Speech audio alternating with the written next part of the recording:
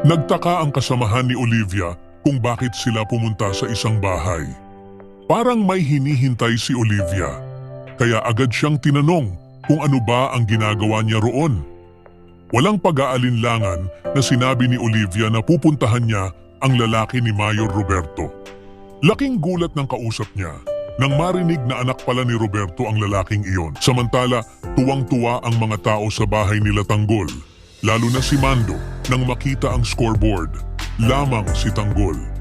Para kay Mando, malapit nang matupad ang pangarap ng kanyang inaanak na maging mayor ng Maynila. Nagmadali si Marites na isumbong kay Ramon ang nangyayaring pag-atake kay Tanggol ng mga tauhan ni Guerrero. Kinumpirma naman ni Don Julio na inambush sila at kailangan nila ng tulong kaagad. Galit na galit si Ramon sa balitang iyon. Agad siyang nagbanta. Hindi niya palalampasin ang ginawa ng mga Guerrero.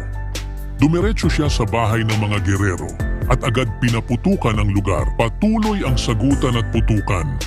Binantaan ni Ramon ang mga Guerrero na siya mismo ang magiging dahilan ng kamatayan nila. Hindi naman nagpatalo si Roberto. Para sa kanya, sa impyerno na lang sila magkita. Nagpalitan sila ng putok, kabilang na si Miguelito. Bigla na lang sumugod si Ramon ng mag-isa. Nadaplisan niya si Miguelito sa putukan. Nang makorner niya ang mga kalaban, siniguro ni Ramon na ililibing na lang niya roon ang mga Guerrero. Nagkasagupaan sila ni Miguelito at nauwi sa agawan ng bat. Habang patuloy ang bakbakan, nakatakas si Tanggol mula sa mga tauhan ni Guerrero.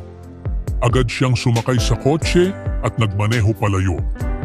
Ngunit hindi niya inaasahang may nakaabang na kalaban sa daraanan. Pagkakita sa kanya, agad siyang pinaputukan.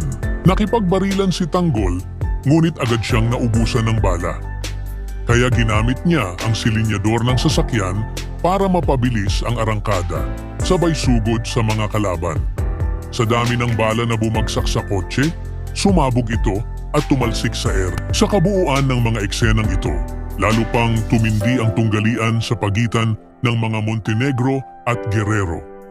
Ibinunyag ni Olivia ang sikreto tungkol sa motorcade ni Mayor Roberto, dahilan upang magplano ng opensiba sina Ramon at Tanggol. Kasabay nito, si David ay unti-unting nagpakita ng pagbabago. Nagdadalawang isip sa kanyang mga ginawa at nagsimulang maghanap ng paraan upang makabawi.